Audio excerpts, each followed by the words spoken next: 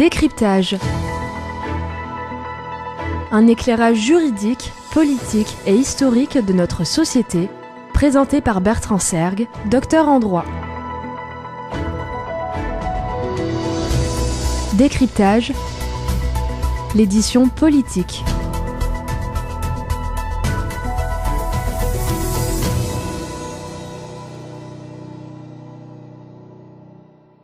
Décryptage de la présidence de François Mitterrand. Suite de notre cycle de chroniques consacré à l'étude des présidents de la Ve République française. Aujourd'hui, nous nous intéressons au 4e chef de l'État, sous notre régime républicain actuel, à savoir François Mitterrand, ayant exercé la fonction suprême de 1981 à 1995. François Mitterrand est né le jeudi 26 octobre 1916 à Jarnac, en Charente. Il est l'un des fils des 8 enfants de Joseph et Yvonne Mitterrand. Son père a commencé sa carrière dans le secteur des chemins de fer. La mère de François Mitterrand est quant à elle la fille de Jules Laurin, un producteur de cognac qui deviendra par la suite vinaigrier à Jarnac.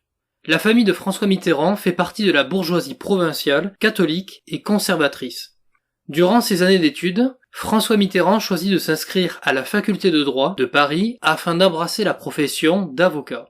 Proche du régime de Vichy durant la Seconde Guerre mondiale, puis de la résistance française avec à sa tête le général de Gaulle, François Mitterrand restera comme un personnage vacillant sur le plan des convictions idéologiques. Monsieur François Mitterrand va être à l'origine d'une étape importante de la vie politique française. Son accession au pouvoir met un terme à 23 ans dans l'opposition pour la gauche française et pour la première fois depuis 1947, les communistes intégreront un gouvernement français. François Mitterrand avait une vision nouvelle de la fonction du chef de l'État. Ce dernier n'hésitant pas à affirmer « Je pense que les présidents de la République de cette deuxième partie du XXe siècle vivent trop comme vivaient les monarques bourgeois de la moitié du XIXe siècle. Et qu'il faudrait cesser cette sorte de disparité entre les exigences de la vie moderne et ces personnages confinés derrière des protocoles désuets. Si j'étais élu président de la République, il est évident que beaucoup de choses changeraient sur ce plan-là, indépendamment des autres. » Tous les politologues s'accordent sur le fait que François Mitterrand fut un véritable tacticien politique, une personne qui eut une capacité exceptionnelle d'adaptation aux événements, un vrai virtuose de la politique. En revanche, ses convictions personnelles, vacillantes au gré des circonstances, furent dénoncées par ses plus âpres opposants.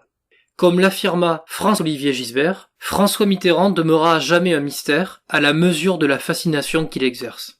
François Mitterrand sera réélu en 1988 et terminera son mandat en 1995. Il aura été chef de l'État pendant 14 ans, soit 2 septennats, un véritable record sous la Ve République apporté à son unique crédit. L'on se souviendra notamment du débat face à Jacques Chirac où François Mitterrand prit le dessus sur son adversaire à la présidence de la République via un échange devenu célèbre. Permettez-moi juste de vous dire que ce soir, je ne suis pas le Premier ministre et vous n'êtes pas le Président de la République.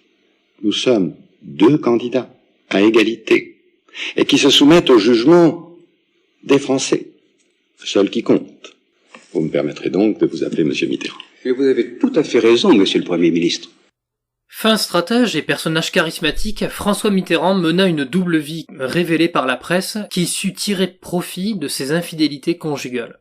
Si l'on devait dresser une liste des grandes décisions, événements marquants sous la présidence de François Mitterrand, nous citerions l'augmentation du SMIC de 10% durant l'année 1981, l'augmentation également des allocations familiales et du logement de 25%.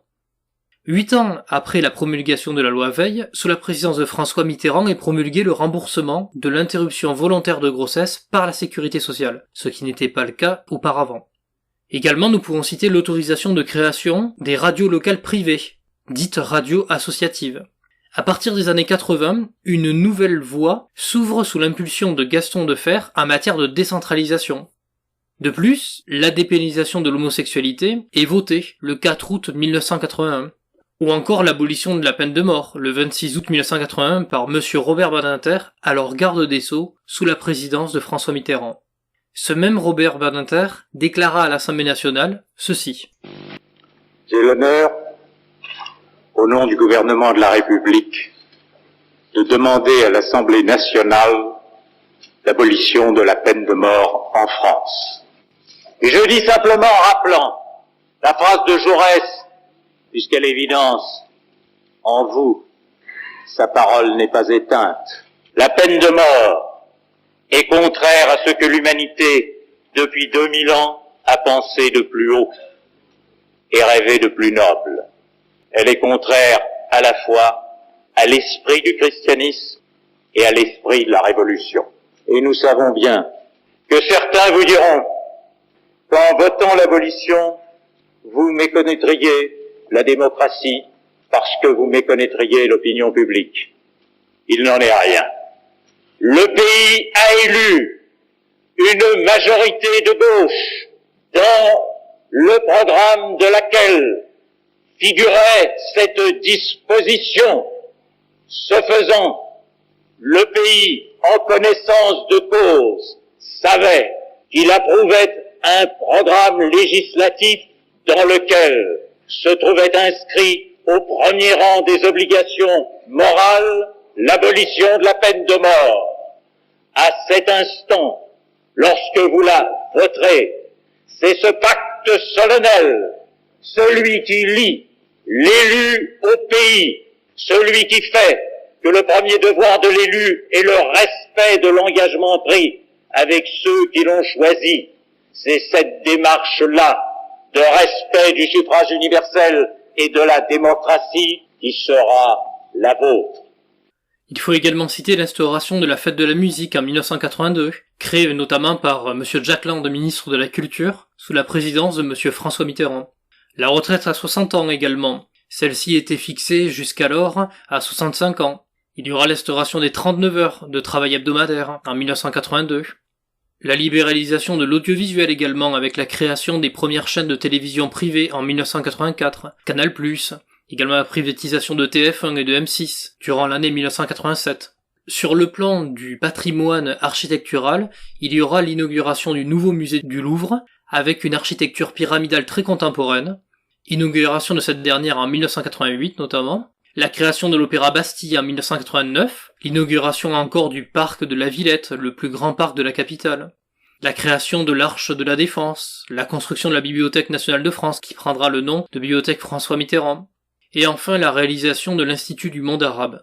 Nous pouvons citer, de plus, la création du revenu minimal d'insertion, le RMI en 1988, ou encore l'instauration de l'impôt sur les grandes fortunes, l'ISF, en 1989. Si l'on devait résumer les principales difficultés rencontrées durant le mandat de François Mitterrand, nous citerions la hausse significative du chômage. Le nombre de chômeurs s'élève à 9,1% de la population active durant le premier septennat, un record historique de l'époque. Puis nouveau record en 1992, la barre des 10% de chômeurs est franchie. Sur le plan économique, les réformes voulues ont un coût conséquent. Pour les financer, l'État recourt au déficit public et au prélèvement sur les entreprises. Cette stratégie financière conduit à la dégradation du cours du franc, à l'inflation, ainsi qu'à de très mauvais résultats du commerce extérieur.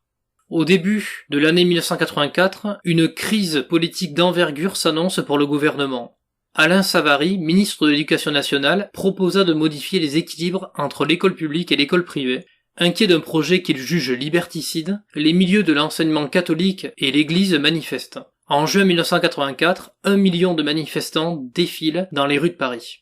Il y a également l'affaire du Rainbow Warrior, du nom du navire de l'association écologiste Greenpeace, coulé par des agents de la Direction Générale de la Sécurité Intérieure, la DGSE. Un photographe est tué. Charles Hernu, le ministre de la Défense de l'époque, doit démissionner. Laurent Fabius, le Premier ministre, avoua ces faits. Il annonça à la presse ceci. Des premières conclusions de l'enquête menée sur l'affaire du Rainbow Warrior. J'ai tenu à vous les faire connaître immédiatement. Ces conclusions permettent désormais de cerner la vérité. Ce sont des agents de la DGSE qui ont coulé ce bateau. Ils ont agi sur ordre. Cette vérité a été cachée au conseiller d'État Tricot.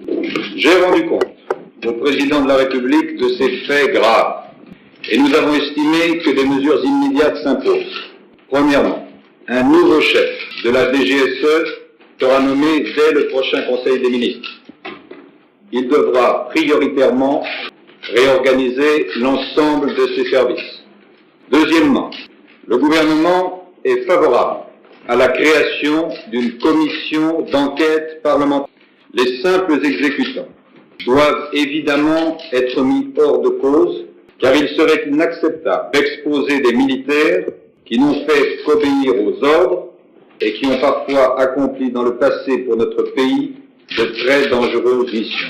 Mesdames et messieurs, la vérité sur cette affaire est cruelle, mais il importe, comme je m'y suis engagé, qu'elle soit clairement et totalement établie. Nous pouvons également citer l'affaire des écoutes téléphoniques, concernant les écoutes illégales qui avaient été réalisées à l'insu de nombreuses personnalités, et ce par divers collaborateurs du chef de l'État. Par le jugement rendu le 9 novembre 2005, le tribunal correctionnel de Paris condamna 7 anciens collaborateurs du président de la République, François Mitterrand, dans ce dossier. Le chef de l'État se montra très gêné à l'idée de parler de ces questions. L'Élysée n'écoute rien. Le groupe Il n'y a antiterroriste. pas de système d'écoute ici. Et moi, personnellement, j'en ai jamais lu une seule. Et ces Je suis révélations. très étonné que vous engagiez le débat sur ces choses. Si j'avais cru qu'on allait tomber dans ces bas-fonds, je n'aurais pas accepté l'interview. Ce sont des sujets qui ont été traités, Monsieur le Président, par Je n'aurais pas accepté, si j'avais su que vous étiez comme ça. Moi, je n'ai pas besoin de perdre mon temps sur des sujets pareils, alors qu'il s'agit simplement de polémiques fabriquées, inventées, à laquelles je n'ai rien à voir. Mais il s'agissait d'écoutes qui auraient été commandées par la cellule antiterroriste de l'Élysée, bien sûr pas. On s'enfonce encore un peu plus. Mais Je n'ai pas l'intention, à vous, qui n'ont rien autorisé à cela, de répondre à vos questions. je voulais vous demander justement si le fait de décorer Monsieur Proutot n'avait pas Notre été... conversation est terminée, monsieur. Si vous voulez bien, nous allons nous séparer. Je ne pensais pas qu'on allait tomber dans un tel degré de vilainie. Mais, Monsieur le Président, il ne s'agissait pas de ça. C'est terminé. Également, il ne faut pas oublier la révélation dans la presse d'une double vie pour le président de la République et de l'existence d'une fille cachée, Madame Mazarine Pinjot. Voilà, cette chronique consacrée à la présidence de François Mitterrand est désormais terminée. J'espère que toutes ces explications vous ont aidé à mieux comprendre ce chef de l'État.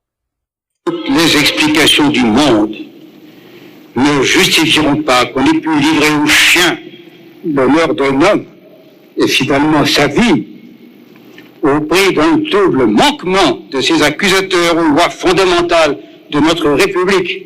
Ah non, monsieur le président, je me serais pas permis d'aller aussi loin. Du coup, nous en avons terminé avec tous ces éléments. En conséquence, je vous donne rendez-vous pour un prochain épisode consacré à l'analyse de la présidence du successeur de François Mitterrand, à savoir Jacques Chirac. À très bientôt.